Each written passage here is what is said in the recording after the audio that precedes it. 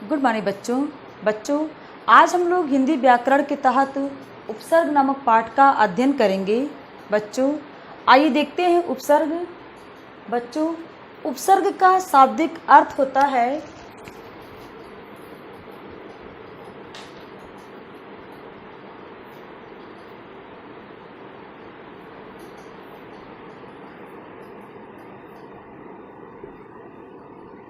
उप मतलब होता है बच्चों समीप,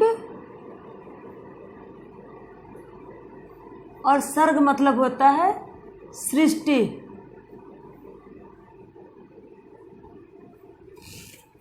उपसर्ग का शाब्दिक अर्थ क्या बच्चों? तो उप मतलब होता है समीप और सर्ग मतलब होता है सृष्टि, यानी कि समीप आप आकर के जो नए शब्द की रचना करें उसे हम कहते हैं उपसर्ग। बच्चों आइए बच्चों देखते हैं, यहाँ पे ध्यान से देखिए। कॉलम क में कुछ शब्द दिए गए हैं और कॉलम ख में भी कुछ शब्द दिए गए हैं। बच्चों यहाँ पे देखिए, कॉलम क में कुछ मूल शब्द हैं और कॉलम ख में कुछ मूल शब्द में उपसर्ग से जुड़ करके कुछ नए शब्दों का निर्माण हुआ है, उसके बारे में लिखा गया है। अब यहाँ पे देखिए ध्यान से, गुड़ एक मूल शब्द है लेकिन इसमें स उपसर्ग लगा, तो इस तरह से सगुड़ एक नए शब्द की रचना हुई है। निर्गुण यहाँ पे देखिए बच्चों, निर उपसर्ग लगा है और इस तरह से एक निर्गुण शब्द बना, यानी कि एक नए शब्द की रचना हुई है।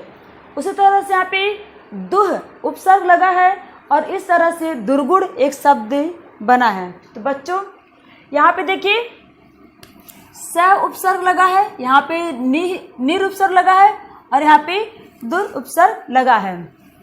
फल में देखिए स उपसर्ग है, बी उपसर्ग है और ये नि उपसर्ग है। देश में देखिए पर उपसर्ग है, बी उपसर्ग है और इस तरह से परदेश और विदेश से नए शब्द की रचना हुई है। गम में देखिए बच्चों सु उपसर्ग है, दु उपसर्ग है और अ उपसर्ग है। इस तरह से बच्चों मूल शब्दों के प्रारंभ में जिन शब्दांशों को जोड़कर किसी नए शब्द की रचना की जाती है उसे हम कहते हैं उपसर्ग। यहाँ पे देखिए बच्चों, ये मूल शब्द है। अब मूल शब्द के आगे कुछ शब्दांश को जोड़े गए हैं, जैसे स शब्दांश हुआ, निर शब्दांश हुआ, दो शब्दांश हुआ। तो इस शब्दांशों को जोड़ करके एक नए शब्द की रचना हुई है, इसे ही हम कहते हैं उपसर्ग। अब यहाँ पे देखिए बच्चों, कौन कौन से यहाँ पे है? स उपसर्ग है, निर उपसर्ग है और दो उपसर्ग है। इसी तरह से बाकी सारे उपसर्ग बच्चों यहाँ पे लिखे गए हैं। अब ध्यान से देखिए बच्चों, उपसर्ग की क्या क्या विशेषताएं होती हैं। तो बच्चों इसका अपना कोई अर्थ न होने के कारण इन्हें स्वतंत्र रूप से प्रयोग नहीं किया सकता, यानी कि उपसर्ग बच्चों शब्दांश होते हैं। क्या होते हैं? शब्दांश, यानी कि शब्द का अंश होते हैं। तो इसलिए ये शब्दांश जो है इनका अपना कोई अर्थ नहीं होता है, इसीलिए इनका कभी भी हम स्वतंत्र प्रयोग नहीं कर सकते, यानी कि ये बिना किसी शब्द के सहारे प्रयोग नहीं किया सकते, यानी कि इसके प्रयोग में हमें शब्दों की जरूरत पड़ती ही है। जैसे यहाँ पे देखिए, स का अपना कोई अर्थ नहीं है, लेकिन जब सगुण यानी कि गुण इसमें जुड़ गया तो एक नए शब्द का अर्थ एक नए शब्द में परिवर्तित हो गया और उसका एक अर्थ निकल रहा सगुण, अर्थात जिसमें कोई गुण हो। उसी तरह से बच्चों ये सारे शब्द मूल शब्द हैं और ये सारे उपसर्ग हैं। उपसर्गों के बिना मूल शब्द के सहारे से उसका प्रयोग नहीं किया जा सकता। आगे है, ये शब्दों से पूरे जुड़कर उनका अर्थ बदल देते हैं। वो मैं अभी आपको बच्चों बताया कि उपसर्ग जो है जब किसी शब्द के प्रारंभ में जुड़ते हैं तो उस शब्द के अर्थ को बदल देते हैं। अब यहाँ पे देखिए, यहाँ पे देश एक शब्द है, ठीक है, लेकिन अब यहाँ पे बी उपसर्ग लग गया तो हो गया विदेश, यानी कि इस शब्द देश से विदेश में परिवर्तित हो गया बी उपसर्ग लग करके। तो इस तरह से यानी कि इस शब्द में बिल्कुल पूरी तरह से शब्द का अर्थ बदल गया है। तो बच्चों अब यहाँ पे देखिए स उपसर्ग है, यहाँ पे बी उपसर्ग और निस उपसर्ग। यहाँ पे ध्यान से देख लीजिए, इसमें भी है स, ये उपसर्ग है,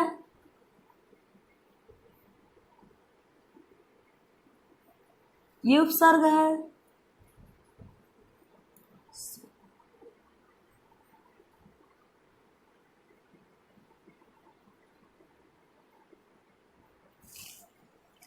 इस तरह से बच्चों ये उपसर्ग कहलाते हैं। आगे देखते बच्चों उपसर्ग के भेद। बच्चों हिंदी में उपसर्ग 5 प्रकार के होते हैं। कितने प्रकार के उपसर्ग होते हैं बच्चों? तो 5 प्रकार के उपसर्ग होते हैं। पहला है संस्कृत के उपसर्ग। बच्चों किसके उपसर्ग? यानी कि संस्कृत में कुछ ऐसे उपसर्ग होते हैं, उनकी बात हो रही है। दूसरा है हिंदी के उपसर्ग। तीसरा है उर्दू के उपसर्ग। चौथा है अंग्रेजी के उपसर्ग। और पांचवा है कि कुछ ऐसे शब्द होते हैं जो ऐसे संस्कृत के अव्यय शब्द होते हैं जिन्हें हम उपसर्गों की भांति प्रयोग करते हैं। बच्चों आइए देखते हैं संस्कृत के उपसर्ग। तो बच्चों यहाँ पे देखिए उपसर्ग अप है। अप का अर्थ है हीन, बुरा, अपूर्ण, यानी कि अप मतलब होता है हीन, बुरा या अपूर्ण। और इस अप उपसर्ग से बने कुछ शब्द हैं जैसे अपकार, अपव्यय, अपवाद, अपकीर्ति, अपशब्द। इस तरह से अप उपसर्ग से इतने सब नए शब्दों का निर्माण हुआ है। आगे देखिए बच्चों, यहाँ पे देखिए उपसर्ग है, ये अर्थ है और उस उपसर्ग से बने कुछ नए शब्द हैं। यहाँ पे देखिए अन उपसर्ग है, इसका मतलब होता है पीछे या समान। तो अब इस अन उपसर्ग को लेकर के बना अनुकरण, अनुशासन, अनुराग, अनुग्रह और अनुभूत। तो इस तरह से बच्चों अन उपसर्ग से लेकर के ये सारे नए शब्द की रचना हुई है। आगे देखते हैं अ उपसर्ग। तो अ उपसर्ग का मतलब होता है बच्चों नीचे, बुरा, हीन। अब इस अ उपसर्ग से कौन कौन से शब्द बने हैं? अवगुण, अवरोह, अवसान, अवनति और शेष। अ उपसर्ग से बच्चों कौन कौन से शब्द बने हैं? ये अवगुण, अवरोह, अवसान, अवनति और अवशेष। आगे देखते हैं अधि उपसर्ग। अधि का मतलब होता है बच्चों श्रेष्ठ, ऊपर, समीप। अब इससे बने शब्द हैं, यानी कि अधि उपसर्ग से बने शब्द हैं अधिकार, अधिपति, अध्यक्ष और अधिकृत। कौन कौन से शब्द बच्चों? अधिकार, अधिपति, अध्यक्ष और अधिकृत। आगे देखते बच्चों आ उपसर्ग से बनने वाले शब्द। बच्चों आ एक उपसर्ग है, इसका मतलब होता है तक या समेत। और इससे बने शब्द हैं आदान, आचरण, आक्रमण और आरक्षण। कौन कौन से शब्द हैं बच्चों? आदान, आचरण, आक्रमण और आरक्षण। अभि उपसर्ग देखिए बच्चों, तो अभि उपसर्ग का मतलब होता है, अभि मतलब होता है सामने, पास या फिर चारों ओर।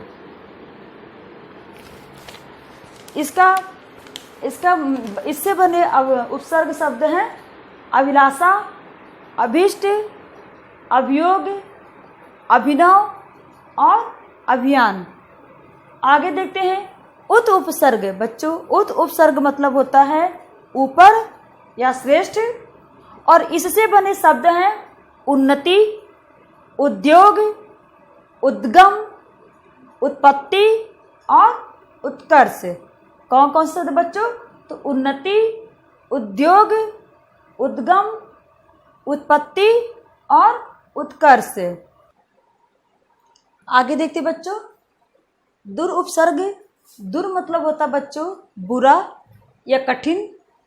और इस दुर उपसर्ग से बने नए शब्द हैं दुर्लभ, दुर्भाग्य, दुर्गम, दुराचार, दुर्बल और दुर्दशा। आगे देखते हैं दुस उपसर्ग। दुस मतलब होता है बच्चों कठिन। और इस दुस उपसर्ग से बने शब्द हैं दुष्कर्म, दुस्साहस और दुस्साध्य। आगे बच्चों देखते हैं नि उपसर्ग। नि उपसर्ग का मतलब होता है बच्चों निषेध, नीचे या अभाव, और इस नी उपसर्ग से बने नए शब्द हैं नियम, निवास, निराकार और निवारण। आगे बच्चों निर उपसर्ग से बने शब्द।